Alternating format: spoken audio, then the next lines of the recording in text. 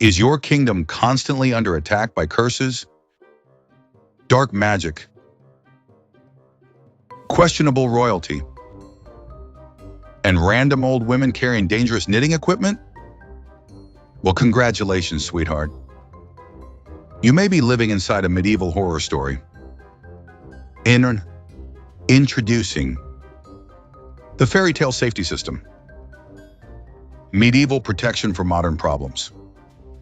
For centuries, royal families ignored every warning sign imaginable. Mysterious fairy shows up uninvited. Hey, let her in. Ancient prophecy about a spindle? Nah, what's the worst that could happen? Strange prince climbing through enchanted death thorns? Sounds romantic. Fantastic decision-making process, by the way. With the fairy tale safety system, you can finally protect your kingdom from centuries of catastrophic fairy tale stupidity. Our professional spindle detection technology, TM, immediately alerts your castle staff when suspicious knitting activity is detected within 500 yards. Warning. Warning. Potential cursed grandmother approaching. Our patented Constant Castle security package helps prevent emotionally devastating plot developments before they happen. No prince enters the tower without proper authorization, because apparently nobody in medieval Europe believed in locking a damn door. And for families concerned about magical retaliation, our fairy invitation verification system carefully screens all supernatural guests before birthday parties. If your glowing magical ass ain't on the scroll, you ain't getting in. But wait, there's more. Order now and receive the Ogress Family Dinner Prevention Kit absolutely free. Because if somebody at the royal banquet starts whispering, "Eat," you are eating your own. You got bigger problems than table manners. Each kit includes holy candles, Shunar emergency therapy monks, anti-curse garlic, Huanai one emotional support goat, and a complimentary copy of So Your Fairy Tale is Actually a Horror Story, a best-selling medieval survival guide. And remember, true love does not usually arrive unannounced on horseback at 3 in the morning. That's called trespassing. Stop the curses. Protect the kingdom. And maybe, just maybe, put some damn security around the unconscious princess. Fairy tale safety systems. Because somebody in these stories should have called the cops.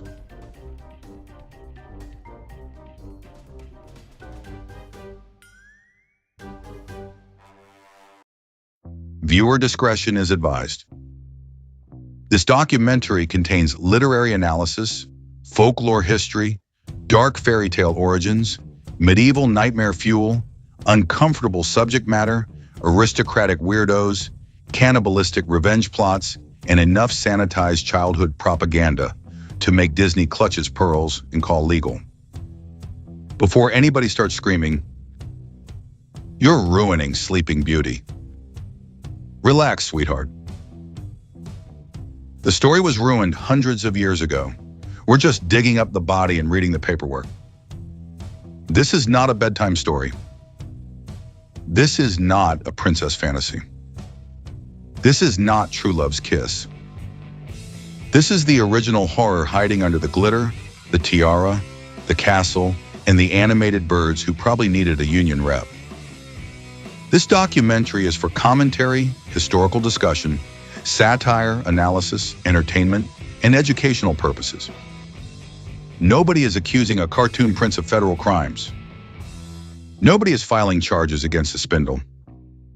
Nobody is suggesting the fairy godmothers need to be subpoenaed, although honestly, somebody should have been asking questions. Now, unfortunately, we begin. Pizzaverse Studios. Palermo Productions. Original documentary. Sleeping Beauty. The fairy tale that was really a horror story. Written by Bambi Palermo. Narrated by Vincent DiPrio.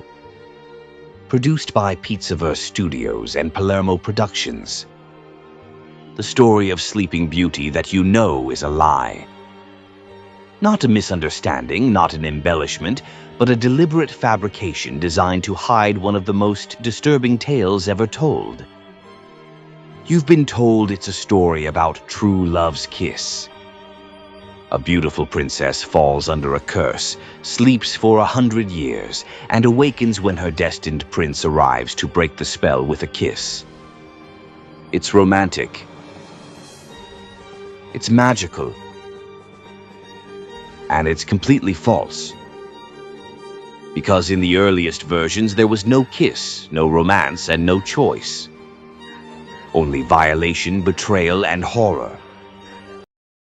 The real Sleeping Beauty begins.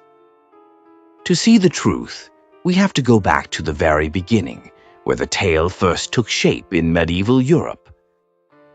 The real Sleeping Beauty begins in medieval France somewhere between 1330 and 1344 in an anonymous courtly romance called Perceforest.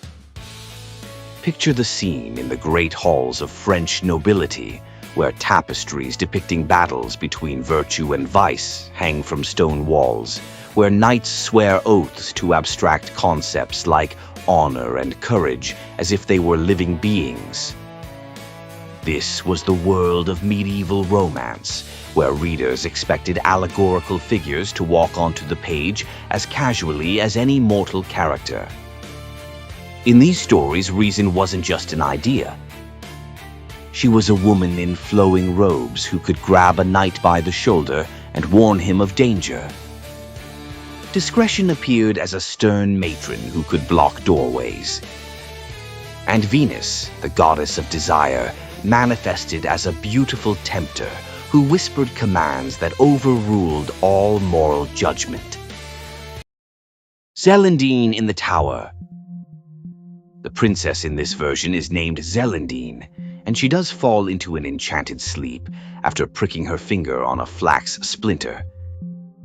But when her knight Troilus finds her in that tower, unconscious and defenseless, the story takes a turn that would make modern audiences recoil.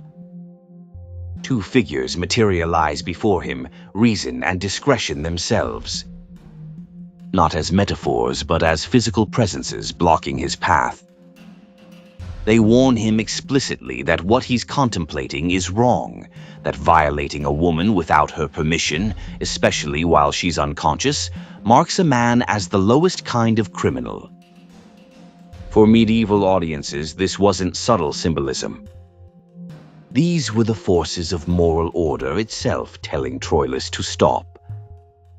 But then Venus appears, radiant and terrible, the embodiment of lust and desire. She doesn't suggest or tempt. She commands.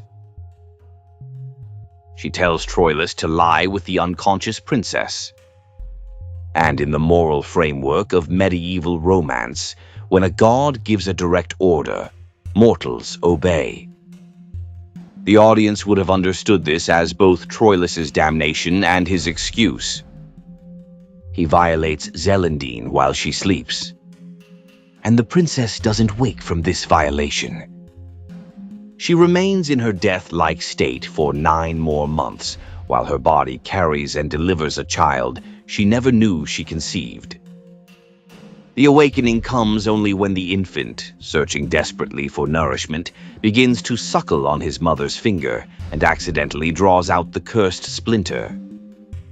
Celandine wakes to find herself a mother, violated in her sleep, with only a ring left behind as evidence of her attacker's identity. The text tells us she mourns the non-consensual act she endured, even as she's expected to love the man who committed it. Basile makes it worse. But this wasn't even the most explicit version. 300 years later, in 1634, an Italian poet named Giambattista Basile published what would become the direct ancestor of the modern tale. To understand Basile's world, you must picture the glittering, decadent courts of Naples, where nobles gathered not for pious sermons, but for entertainment that pushed every boundary. Basile himself was a courtier, soldier, and administrator who traveled from Venice to Mantua, collecting the darkest, most grotesque tales from every corner of Italy. His Pentamerone, subtitled The Tale of Tales, was written in Neapolitan dialect specifically for aristocrats who prided themselves on their sophistication and their ability to stomach the unseemly. These weren't bedtime stories. They were performed at banquets where wine flowed freely and nobles competed to show how unshockable they were. Basile's tales featured mutilation, incest, humiliation, and brutality, all wrapped in Baroque language so ornate it transformed horror into art. The nobles would laugh at the crude humor, gasp at the violence, and debate the moral implications between courses of roasted peacock and candied fruit. This was entertainment for people who watched public executions for sport and kept court dwarfs for amusement. Basile knew exactly what his audience wanted, stories that were simultaneously revolting and irresistible. The Cannibal Queen. But the assault wasn't even the darkest part of the original tale. The story doesn't end with the princess waking up. In Basile's version, the king who forced himself on Talia is married. When he returns home, he begins muttering the names of his victims in his sleep: Talia, sun, moon. His wife bribes his secretary to reveal the truth. And when she learns about the other woman and the twin babies, she orchestrates a revenge so monstrous it defies comprehension. The queen orders her cook to kill the children and serve them to the king for dinner. She wants her husband to unknowingly consume his own offspring. This isn't unique to Basile's imagination. It's a recurring nightmare that echoes through European folklore like a collective scream. Think of the Greek myth of Procne, who discovered her husband had assaulted her sister Philomela and cut out her tongue to silence her. In revenge, Procne killed their son Etis, boiled him, and served him to Tereus for dinner, only revealing what he'd eaten after he swallowed the last bite. Or consider the tale of Thyestes from Greek mythology, who unknowingly ate his own sons at a feast prepared by his brother Atreus. These stories of parents consuming their children appear again and again, from ancient Greece to medieval Europe, always as the ultimate violation of natural order, the most profound corruption of the sacred bond between parent and child. In Basile's telling, the cook, unable to slaughter infants, hides the twins with his wife and serves the king 2 lambs instead. But the queen doesn't know about the substitution. As her husband eats what she believes are his children, she whispers under her breath, "Eat, eat. You are eating your own." The phrase becomes a chant, a curse, a celebration of ultimate revenge.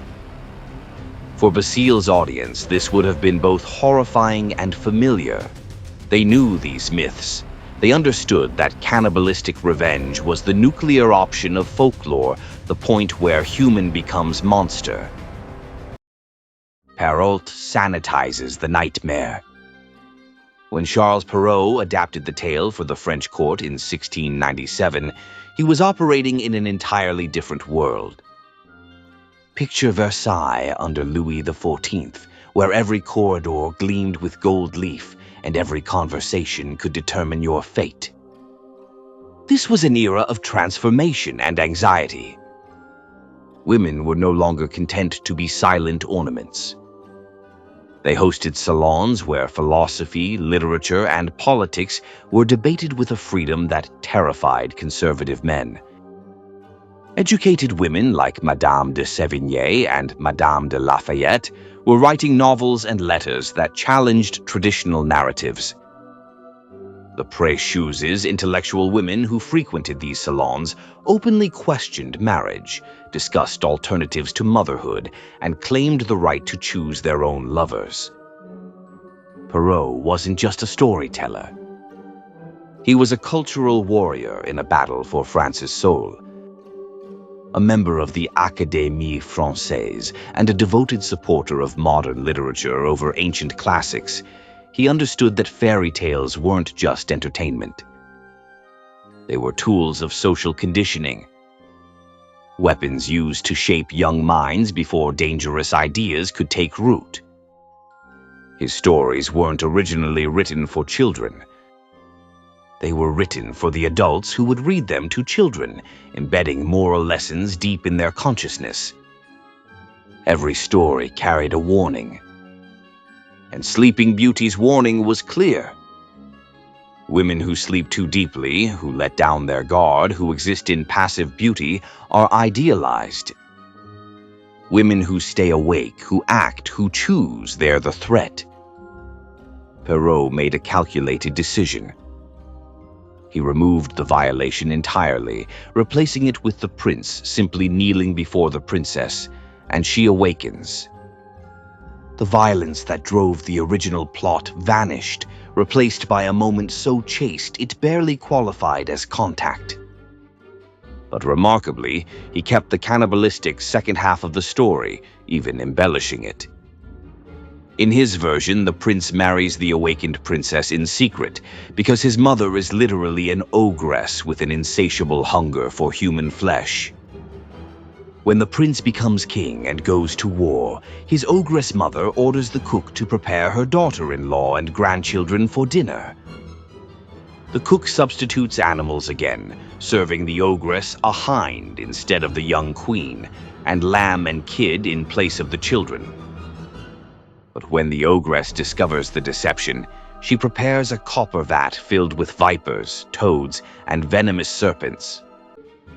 She intends to throw the young family into this writhing mass of poisonous creatures. The king returns just in time to witness his mother's monstrous rage. And the ogress, in fury, throws herself into her own death trap. Perrault kept the cannibalism, kept the attempted infanticide, kept the family horror, but removed the assault. He understood that his courtly audience could stomach monsters and assassination. But the violation of an unconscious woman had become too uncomfortable to preserve in an era where women were beginning to claim agency. The brothers Grimm cut the body in half. Perrault's version may have tamed the tale for Versailles, but the transformation wasn't finished. A century later, two brothers in Germany would strip it down even further. This time not for courtly politics, but to forge an entire national identity. The final act of sanitization came with the brothers Grimm in 1812. Jacob and Wilhelm Grimm weren't just collecting stories. They were building a nation. Germany didn't yet exist as a unified country, only a patchwork of kingdoms, duchies, and free cities with different laws, customs, and even languages. The brothers believed that hidden in the folklore of peasants and grandmothers lay the pure German spirit, uncorrupted by French influence or modern decay. Their collection, Children's and Household Tales, was meant to be proof that a distinctly German culture existed and deserved political unity. But this nationalist project required purity. The brothers, devout Protestants influenced by the moral strictness of their era, couldn't present violation and cannibalism as part of the German soul. Over 7 editions, they systematically cleaned their tales, removing explicit content, softening violence, and adding Christian morality where none had existed before. For Sleeping Beauty, they didn't just remove the disturbing elements. They amputated the entire second half of the story. Their version, Little Briar Rose, ends where modern audiences expect it to end, with the awakening, the marriage, and the happily ever after. Everything that follows the secret marriage, the cannibalistic mother-in-law, the attempted murder of children, vanishes. The story is cut in half, and that half becomes the whole. The spindle was never just a spindle, but the dark symbolism remains encoded even in the sanitized versions, hidden in plain sight for those who know how to read it. The spindle itself carries a double meaning that would have been obvious to medieval audiences. The word spinster originally referred to a woman who spun thread for a living, one of the few professions that could provide women with financial independence from men. When the old fairy or crone curses the princess to prick her finger on a spindle, she's not merely endangering her life. She's marking her with the tool of female independence, then punishing her for touching it. The shape of the spindle matters too.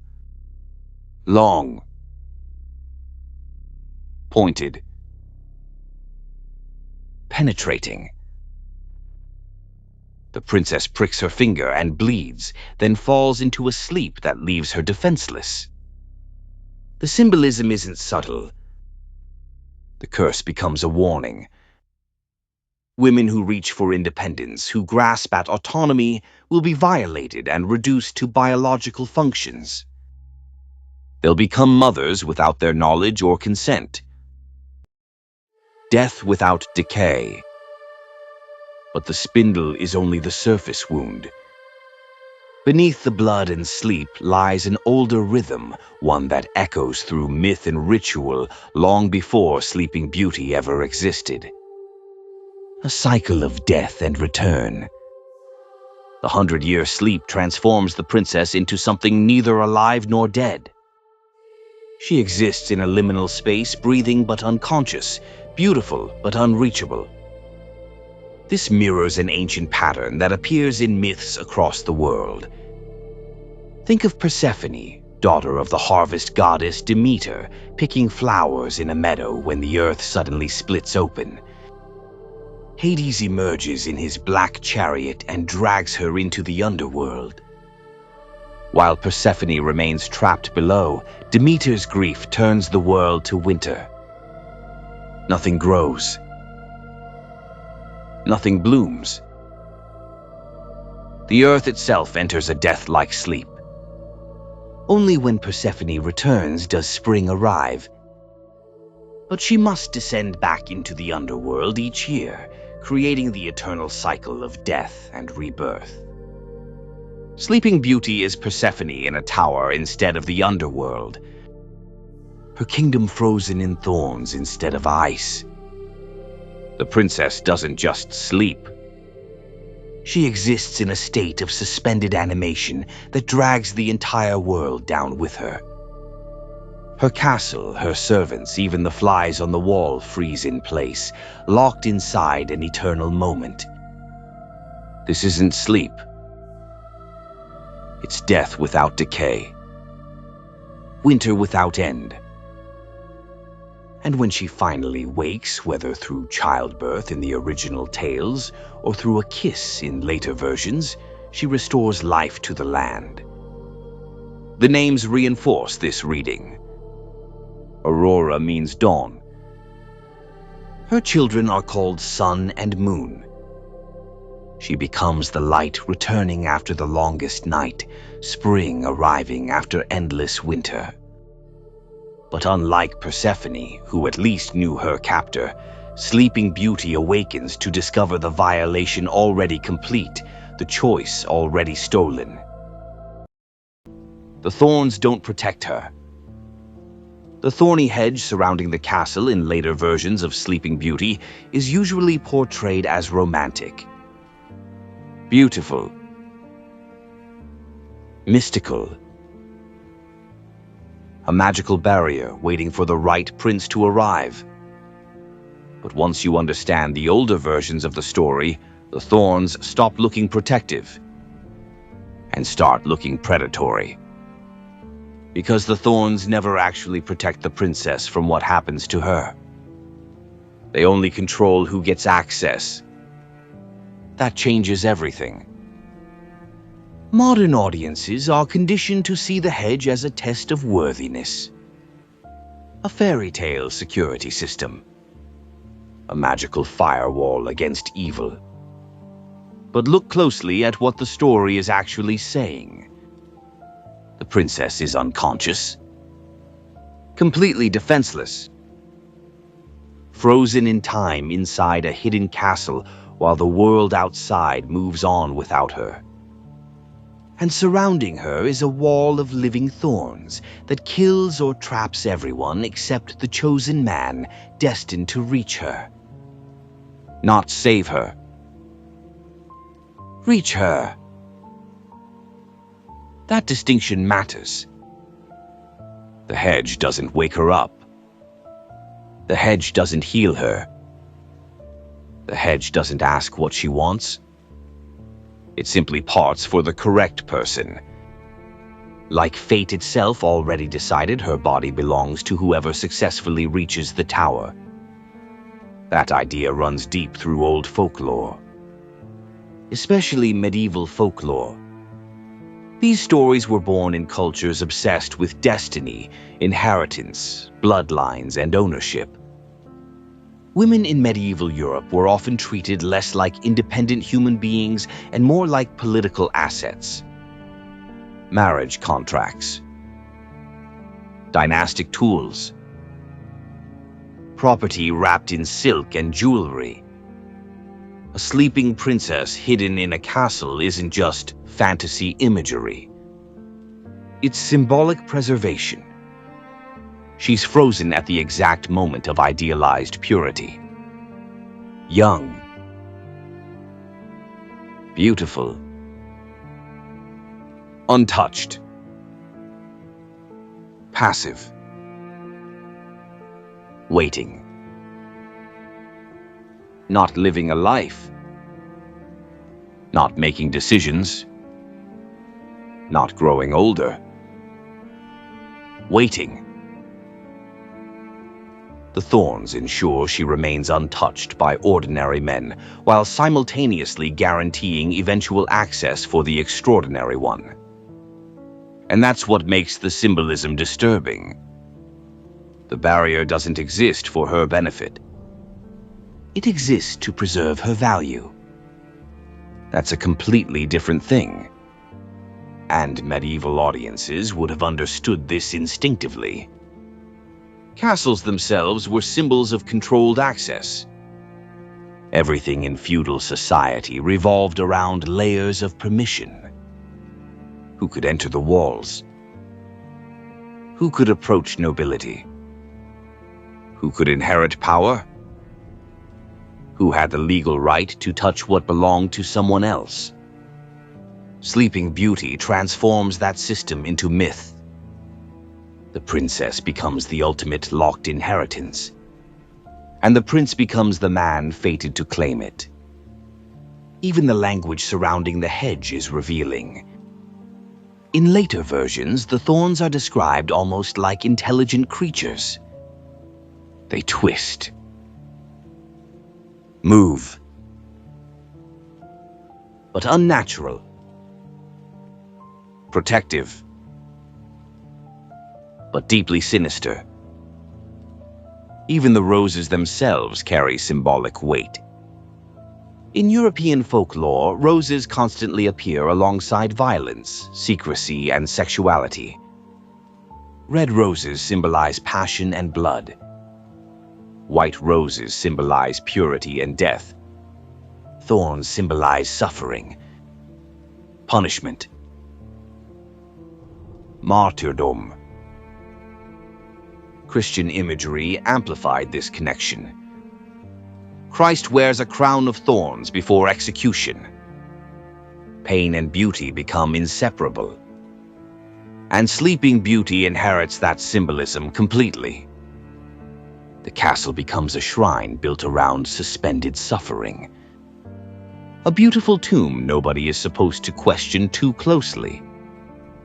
That's why the sanitized versions still feel slightly unsettling even after the darker material was removed. The imagery remembers what the edits tried to erase. The subconscious symbolism survives the censorship. That's the strange thing about fairy tales. You can rewrite the dialogue. You can soften the violence. You can replace assault with a kiss. But the bones of the story remain underneath. And those bones still remember what the story used to be. That's why Sleeping Beauty continues to feel oddly passive compared to other fairy tales. Snow White runs through forests. Cinderella actively struggles against abuse. Little Red Riding Hood travels into danger. But Sleeping Beauty mostly waits. Everything happens to her. The curse happens to her. The sleep happens to her. The awakening happens to her. The marriage happens to her. Even the hedge itself acts with more agency than the princess. And that passivity is not accidental. It reflects the values of the societies reshaping the tale over centuries. The ideal woman in many historical European traditions was silent, patient, beautiful, obedient, and still. Sleeping Beauty becomes the ultimate expression of that ideal. A woman so passive she literally stops existing until claimed. And once you see that pattern, the entire story changes. The thorns no longer look magical. They look ideological. A giant wall built around the fantasy of controlled femininity. A preservation system disguised as romance. That's why the story still resonates today, even when audiences don't consciously understand why. Because beneath the fantasy aesthetics, beneath the castles, dresses, roses, and orchestral music, there's something deeply ancient hiding underneath. Fear. Fear of female autonomy. Fear of sexuality. Fear of time. Fear of desire. Fear of change. The hedge traps all of those fears in physical form. And standing at the center of it all is a sleeping girl, frozen between innocence and ownership, while the entire world waits for someone else to decide her fate. That's not a fairy tale. That's a psychological blueprint wrapped in roses. The beautiful lie. The systematic sanitization of Sleeping Beauty reflects something larger than changing tastes in children's literature. Every edit, every omission, every substitution represents a culture deciding which truths are too dangerous to preserve. The violence becomes a kiss. The cannibalistic mother becomes a comic villain, then disappears entirely. The aftermath of trauma gets reduced to happily ever after. But the original stories understood something modern retellings often avoid. They understood that life is brutal, that power corrupts, that victims can become perpetrators, that salvation and violence sometimes wear the same face. These tales weren't designed to comfort children. They were designed to prepare adults for the horror and complexity of existence. The modern version of Sleeping Beauty offers a beautiful lie. That good and evil are clearly marked. That true love conquers all. That patience and virtue are always rewarded. The original story tells a different truth. That sometimes you wake up and discover your life has been stolen from you. That the people meant to protect you become the ones who hurt you most. That survival may require accepting the unacceptable. The story we tell children is a deliberate forgetting. A cultural amnesia designed to preserve innocence. but the dark heart of the tale still beats beneath the revisions. Every time we repeat the sanitized version, we participate in the cover-up.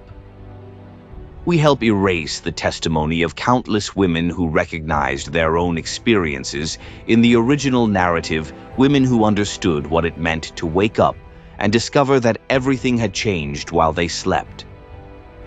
The fairy tale you know is exactly that. A fairy tale. The real story, the one hidden beneath centuries of revision, is something else entirely. It's a horror story. And the most terrifying part is that we've been telling it to children for generations, dressed in a princess gown and sealed with a kiss. Bambi's thoughts. So the next time someone tells you Sleeping Beauty is about romance, destiny, and true love, remember what was buried underneath. Not a kiss. Not a dream. Not a prince saving a princess. A cover-up. A rewrite. A crime scene. A cultural cleanup job with better lighting and nicer wallpaper. Because sometimes the scariest stories aren't the ones with monsters. Sometimes the scariest stories are the ones that convinced everybody they were beautiful. So what do we actually do with a story like Sleeping Beauty once the illusion falls apart? What happens after you strip away the glitter, the music, the castle, the dancing animals, the soft lighting, and the carefully manufactured idea that this was always a harmless story about love? Because once you see the original versions, you can't unsee them. The kiss stops feeling innocent. The castle stops feeling magical. Even the sleep itself stops feeling peaceful. Everything changes. And maybe that's the real reason these stories were sanitized so aggressively over the centuries. Not because people suddenly became kinder, not because society became morally superior, but because the original tales forced audiences to confront truths that were deeply uncomfortable. Truths about power, about vulnerability, about how societies romanticize passivity while punishing autonomy. The early versions of Sleeping Beauty understood something modern retellings desperately try to avoid, that horror does not always arrive wearing the face of a monster.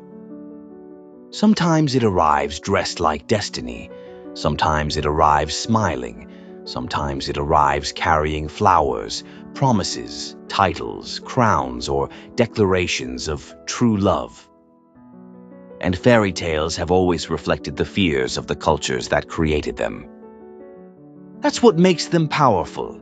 They aren't random stories. They're psychological fossils, pieces of collective anxiety preserved across generations. Every dragon represented a fear. Every witch represented a warning. Every forest represented the unknown. And Sleeping Beauty represented helplessness. The terror of losing control over your own life.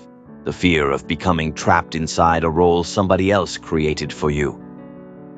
The fear of waking up and discovering your future was decided while you were unconscious. That's why the older versions feel so disturbing to modern audiences. Not because they're unrealistic, but because emotionally they're recognizable. And that's the part nobody likes talking about. The original story survived for centuries because people saw themselves inside them. Not literally, symbolically, psychologically, emotionally. The violation of agency, the loss of identity, the feeling of time freezing after trauma, the pressure to smile through suffering because society expects a happy ending. Those themes never disappeared. We just buried them under prettier language. And that's what cultural sanitization often does. It doesn't erase the darkness. It teaches people not to notice it. The Grimm brothers cleaned the story up for nationalism, Perrault cleaned it up for aristocratic society. Disney cleaned it up for mass entertainment and consumer fantasy. Each version removed another layer of discomfort until eventually the story transformed into pure aesthetic. Castles, magic, romance, dreams. A princess floating peacefully while audiences forget to ask the most important question: why was she asleep in the first place? That question haunts the entire story. Because the answer changes depending on the century telling it. In one version, sleep is punishment. In another, preservation. In another, destiny. In another, trauma. And in modern culture, sleep becomes convenience. A narrative shortcut designed to remove the uncomfortable implications of everything that came before it. The princess sleeps because it's easier than explaining what really happened. And honestly, that might be the most terrifying part of all. Not the curses.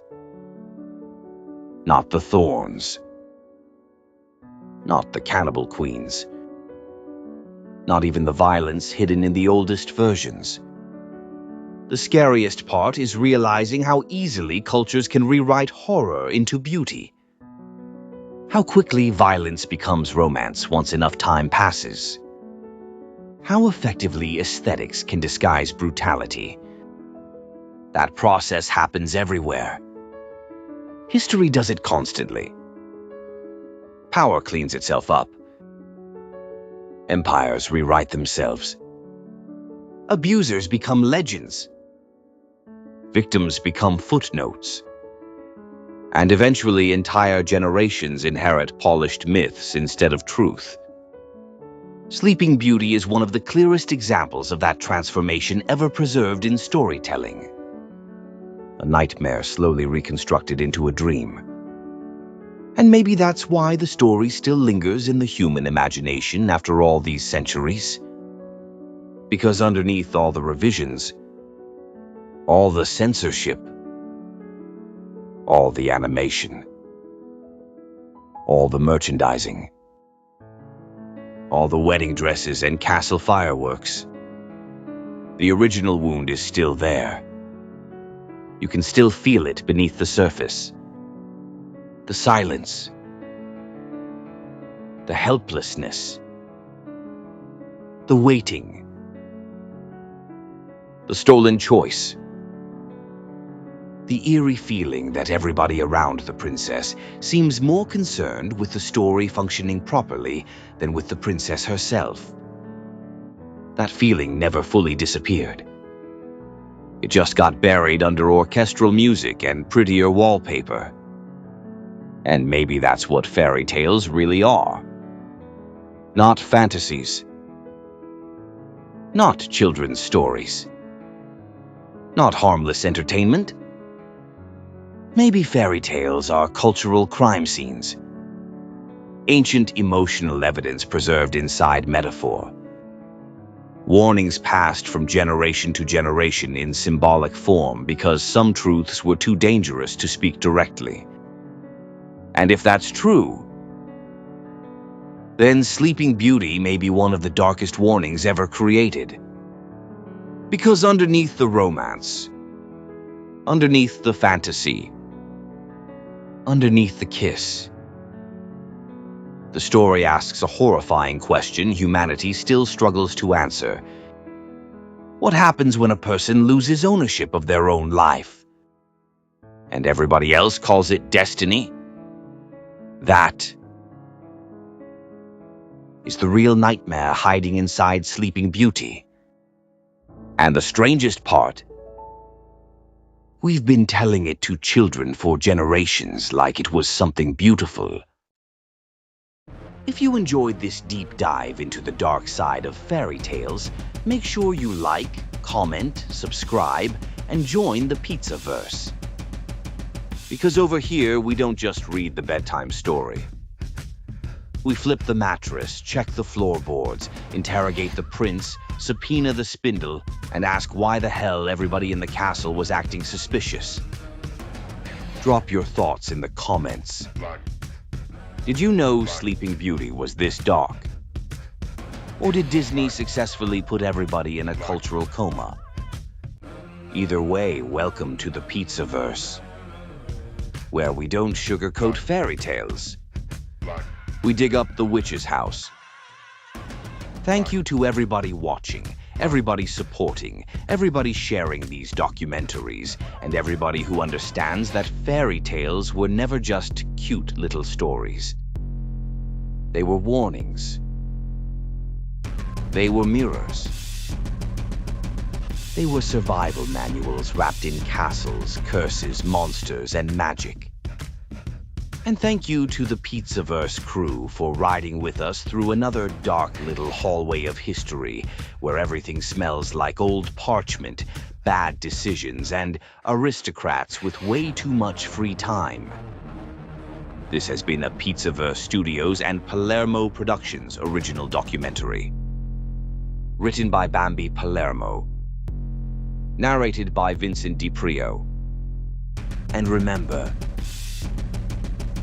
if a fairy tale looks too clean, somebody wash the crime scene. See you at the next one. I'm really not supposed to speak to strangers, but we've met before. I know you, I walked with you once upon a dream. I know you, the gleam in your eyes is so familiar a gleam. Yet I know it's true that visions are seldom all they seem. But if I know you, I know what you'll do. You'll love me at once, the way you did once upon a dream. La, la, la.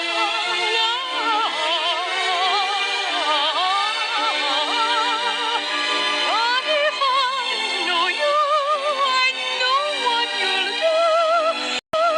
You'll love me at once, the way you did once upon a dream. You ever taste something that don't just hit your tongue, after but hits your soul? Yep, I didn't think so. Not until now. This is the Bambi Bar. Not your average corner store garbage. Nah, this is high-class indulgence. We're talking 24 karat gold, platinum accents, rose gold finishes. Yeah, we went all the way with this one. And inside, forget what you think you know about chocolate. This thing's infused with cotton candy. Sweet, airy, melts like a memory you ain't ready to let go of. It's soft, it's rich, it's dangerous. Like falling for the wrong person. Sub and not caring one bit. This ain't candy. This is a luxury chocolate experience. The kind of thing you don't share. The kind of thing you hide. The kind of thing you take one bite of. And suddenly everybody around you, they don't matter no more. You want cheap? Go somewhere else. You want unforgettable? You already know where to go. The Bambi Bar. One bite, and you're made. Brought to you by Bambi's Sugar Syndicate. Luxury never tasted this dangerous.